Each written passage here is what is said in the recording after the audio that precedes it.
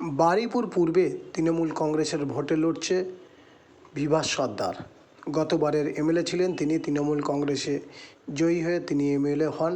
এবারেও পুনর্বার তৃণমূল কংগ্রেস তাকে টিকিট দিয়েছে। ইতিমধ্যে বারুইপুরের বিভিন্ন জায়গার তার দেওয়াল লেখনের কাজ ইতিমধ্যে শুরু হয়ে গিয়েছে। বারুইপুর পূর্বের বিধায়ককে প্রার্থী হিসেবে পেয়ে তৃণমূল কর্মীরা প্রচণ্ড খুশি। মানুষের মা, আমাদের সকলের মা, আমারও মা মমতা বন্দ্যোপাধ্যায়কে আমার প্রণাম জানিয়ে ওনার চরণে আমি বারুইপুর পূর্ব বিধানসভার সমস্ত মানুষ আমাদের কাছে ঈশ্বর, ভগবান, আল্লাহর সমান। বারুইপুর পূর্ব বিধানসভার মানুষ আমাদের গণতন্ত্রের গণদেবতা।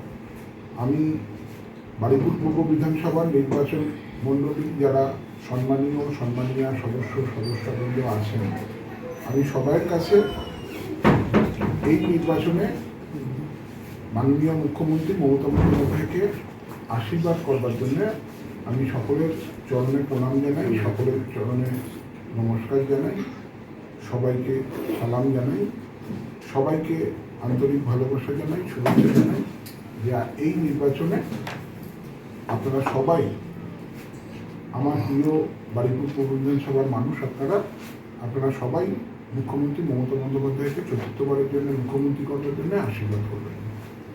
এবারে হচ্ছে তিনটি: শান্তি, বারুইপুর পূর্ব বিধানসভা এলাকায় শান্তি শৃঙ্খলা ভাবে আমরা থাকবো, শান্তি, সম্প্রীতি এবং উন্নয়ন।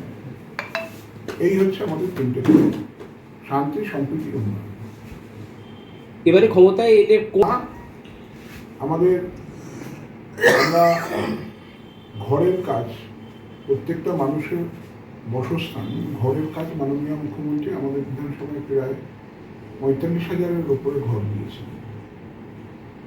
এবং জলের কাজ, আপনারা জানেন যে বাড়িতে বাড়িতে পানীয় জল, আমাদের বিধানসভায় পানীয় জলের একটা বড় সমস্যা।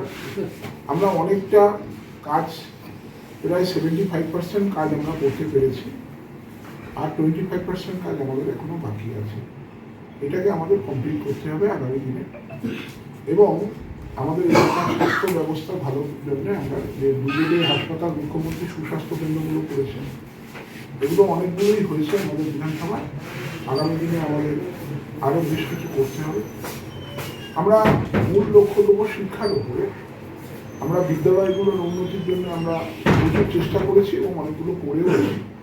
আগামী দিনে আমাদের লক্ষ্য থাকবে শিক্ষা, স্বাস্থ্য, বাসস্থান, জল।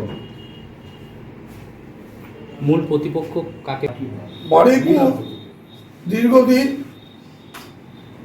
আমাদের বর্ষিয়ান সিপিএম নেতা এমএল মজুমদার এমএলএ ছিলেন।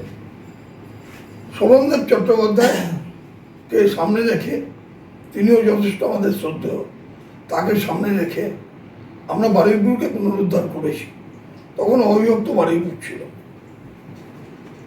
পরবর্তীকালে বিমানদা এসছেন, তিনিও আমাদের স্পিকার, শ্রদ্ধেয় মানুষ।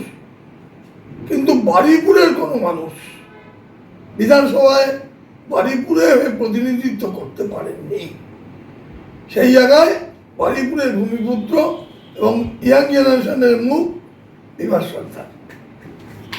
এটাই আমাদের কাছে বড় পাওয়া, এটাই বড় পাওয়া।